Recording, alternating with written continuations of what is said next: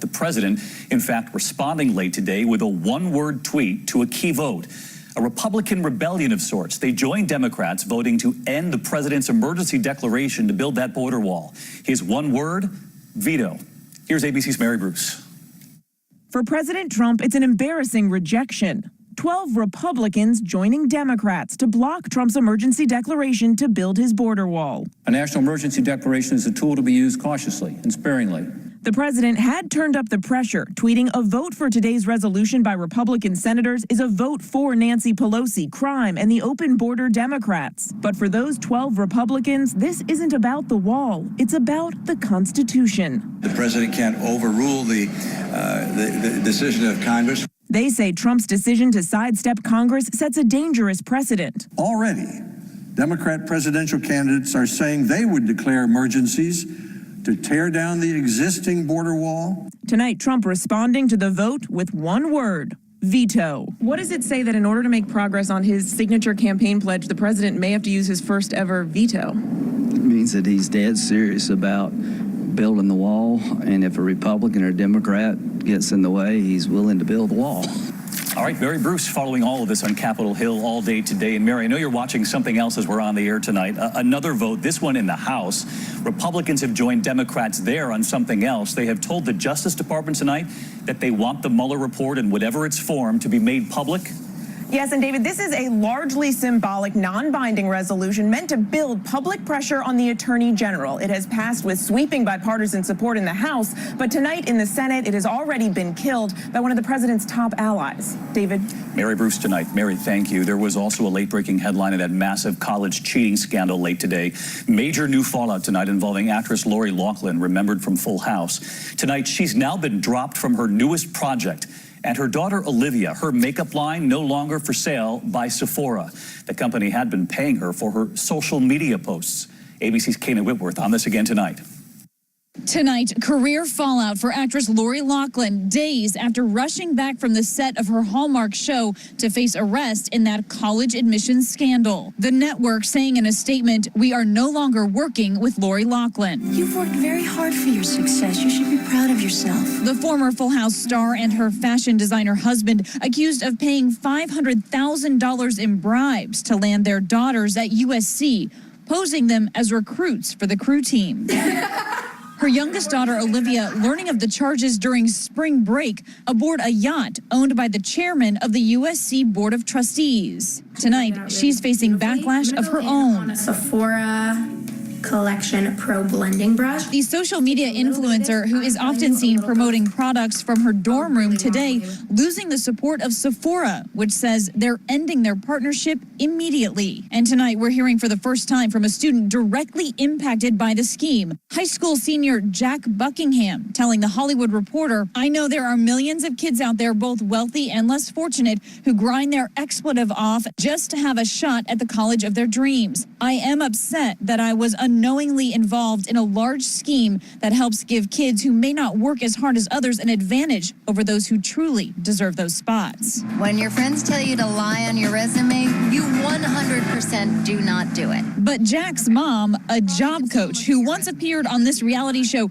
Job or No Job, allegedly paid the scheme's mastermind $50,000 to bribe a proctor and fly this man, Mark Riddell, to Houston to ace the ACT test in his place, leaving Jack in the dark. A month before, his mom ironically posting on Instagram, "Don't cheat." As for Riddell, a former tennis player and college prep director at an elite sports academy, he's now apologizing for his role, saying, "I want to communicate to everyone that I am profoundly sorry for the damage I have done and grief I have caused." All right, so let's get back to Kana Whitworth. She's live at USC tonight. And Kana, we're already hearing of lawsuits being brought by students who believe they were not admitted because those slots were given to students whose families cheated. And tonight we're now seeing real consequences for students currently applying. Yeah, we sure are, David. USC taking swift action, telling us that so far they have identified 6 students in the current application process as being connected to this scheme, and they will be denied admission. David? All right, a lot of new chapters in this story. Kana, thank you. Next to the story making news right here in New York City tonight, the reputed mob boss shot multiple times right in front of his own home on Staten Island. Tonight, how police say he might have been lured outside. ABC's Whit Johnson on the scene tonight. Following the brazen murder of a reputed mob boss, tonight sources tell ABC News police in New York are investigating whether it was a sanctioned hit or the opening salvo in a new Mafia war. Units responding to shots fired approach tactically, utilize cover, and maintain firearm control. Emergency crews rushing to this Staten Island home after 9 o'clock last night. Police say 53-year-old Francesco Frankie Boy Cali of the infamous Gambino crime family went outside after someone hit his car. After a brief conversation, that person then shooting him at least 6 times in the torso steps from his front door. Confirm male shot. Get a rush in the box. His wife and children inside. One witness telling authorities that he saw an individual run toward the driver's side of a blue pickup truck while keeping one hand near his waistband. Investigators now working to determine if that accident outside Cali's home was staged. It appears that was part of, quite possible that was part of a plan. It's been more than 3 decades since the last killing of a mafia kingpin in New York. Police in New York are still looking for the men who gunned down Paul Castellano. 1985, Paul Castellano murdered in spectacular fashion outside a Manhattan steakhouse, paving the way for John Gotti, Dapper Don, to take over the Gambino dynasty. Cali eventually taking the reins after Gotti was sent to prison. How confident are you that this was a targeted assassination or execution of some kind? Thus far, everything that police have this far says is clearly a hit, an old school, except for the fact they did it in front of his house, which is unusual. Police say they're now poring over surveillance video from the neighborhood. Sources also telling ABC News they're worried about a possible fresh feud within the Gambino crime family and any retribution that could follow. But still tonight, no suspects and no clear motive. David? All right, Whit Johnson on the scene all day for us. Whit, thank you. We're going to turn next here to new reporting tonight after the grounding of Boeing's new 737 MAX jets. The U.S. was the last to order them grounded. A line of those planes right there you can see at the airport in Phoenix today. And tonight, the black boxes from the Ethiopian plane are being analyzed in France. And right here, you're about to see some of the evidence side by side tonight. What alarmed authorities right here at home leading to that decision to ground the jets. ABC's David Curley back on the story tonight. The data in this mangled flight recorder could solve the mystery, but extracting that data from the boxes, which Ethiopian officials carried into the French safety board in Paris, will not start for another day. That left Boeing's 737 MAX aircraft being towed in Tulsa to be parked, the jetliner grounded worldwide, hundreds of flights being canceled. The concern, says the FAA, are similarities between the Ethiopian crash and one less than 5 months ago. Both jets, right after takeoff, moving up and down erratically. In the first crash, Lion Air, an automated safety system to prevent a stall, did play a role. This is a graph of the up and down movement of that Lion Air jet, experts zeroing in on a 20-second dip. When compared to the Ethiopian graph, another 20-second dip.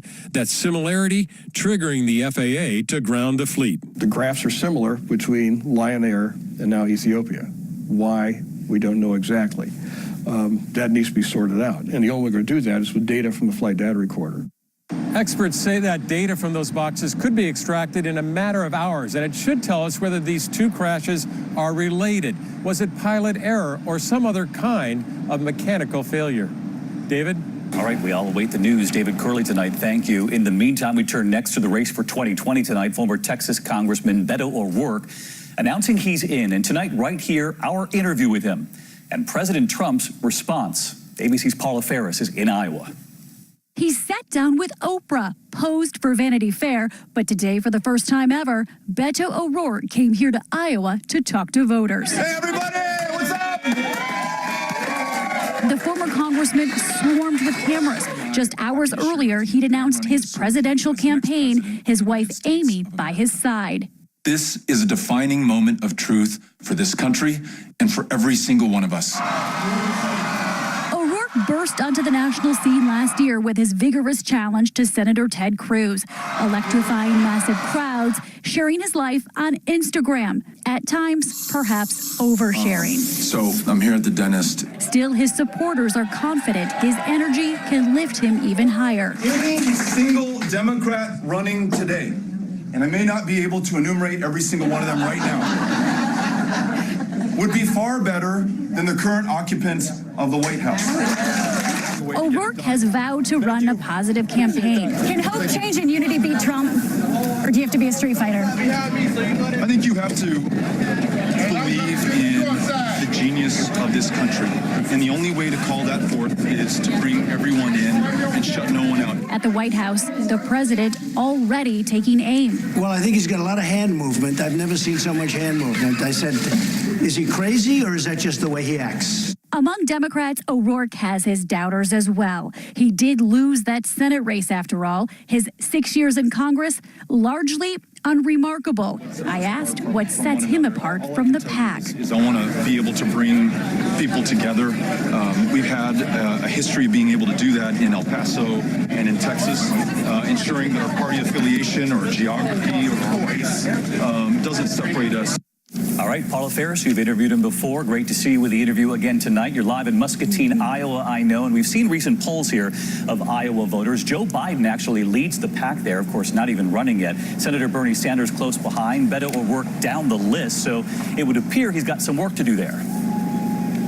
Yeah, he certainly does. But the people we spoke with today, David, these savvy Iowa voters, most of them Democrats, tell me they're curious to hear more about Beto and find where he stands on the big issues. But they say at the end of the day, they're going to vote for the candidate who has the best chance to defeat President Trump.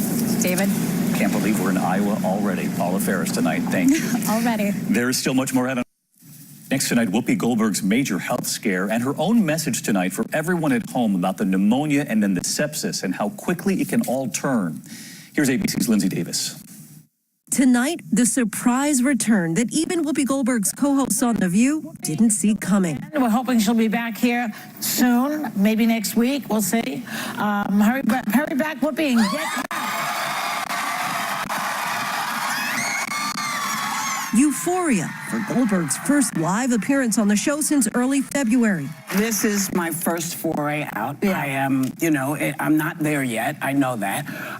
But the only way it's going to get better is if I begin. So this is my beginning. Goldberg initially went to the hospital with a high fever and soon learned she had pneumonia in both lungs. But that illness led to sepsis, which is the body's potentially deadly response to an infection. It kills 270,000 Americans annually. There's death, and here's me. Yeah. That's how it was. And you think because you've healed quick before that something crazy can't happen? Well, it can. A double pneumonia and sepsis. Medical experts tell us that early intervention is key, and they're echoing what Whoopi said. If you feel off, seek medical advice. Goldberg's immune system is still compromised, but she says that she's hopeful that she may be back again on Monday, David. Great. Good to have you back, Whoopi. Yes. And thank you, Lindsay. To the index, the small plane nearly crashing into traffic outside Toronto. The plane losing control, barely missing several vehicles right there. The two on board were not injured. Empire star Jussie Smollett was arraigned today in Chicago. The actor pleading not guilty to 16 felony charges. He's accused of staging that hate crime attack. And two humpbacks breaching at the same time. Check it out off the coast of Maui. Tourists screaming with excitement, and the whales weren't done. They took turns actually breaching again and again and again. They got their money's worth. So when we come back tonight, if she had made here America strong, Lily is back. You first met 9-year-old Lily Teach right here Tuesday night. You and Isaac here. You're a good team. Amazing. The young man working the checkout noticed she was watching intently. He asked her if she wanted to help. Lily has special needs, and her mother tells us she rarely interacts with others like this. There you go. Each item, one by one. You're so good at this. Thanks. And in the middle of it all, you'll remember Lily suddenly proclaiming to that young man this. I just love it. I love you. And her mom loves Isaac too. Wow, you did the whole job. How do you feel, Lily? A smile from Lily and from us. This is how we said goodnight Tuesday. She loves the checkout guy, and we love Lily. Well, it turns out Lily was watching. Hi, Lily. Hi. Did you like that video? Yes. Did you hear that man? He said, and we love Lily. Do you want to go meet him? Yes. And Lily's mom with a suggestion. Maybe you can give him a hug. Okay.